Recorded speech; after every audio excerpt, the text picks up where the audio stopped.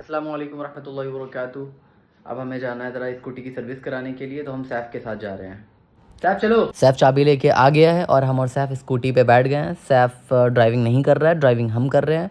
हम और सैफ फ्यूचर को लेके डिस्कशन कर रहे हैं कि यार कौन सा बिज़नेस करना है, कौन सा नहीं करना है। हम लोग बिज़नेस करने वाले हैं और सैफ हमसे कह रहा है कि भाई स्कूटी की सर्विस मत कराइए, लेकिन यार स्कूटी की सर्विस बहुत ज़रूरी है क्योंकि कल हमें ऑफिस जाना है।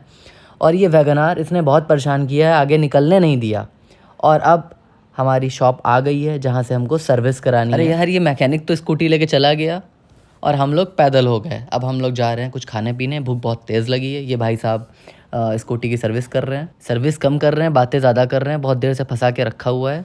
और फाइनली सर्विस हो चुकी है और हमने अपने घर की तरफ गाड़ी को टर्न किया और हम लोग चलने लगे और फिर से अगेन हम लोग बातें करने लगे, वही वाली बिज़नेस वाली। और सैफ आज बहुत खूबसूरत लग रहा है माशाल्लाह। और फाइनली हम लोग घर पे पहुंच चुके हैं। Thank you.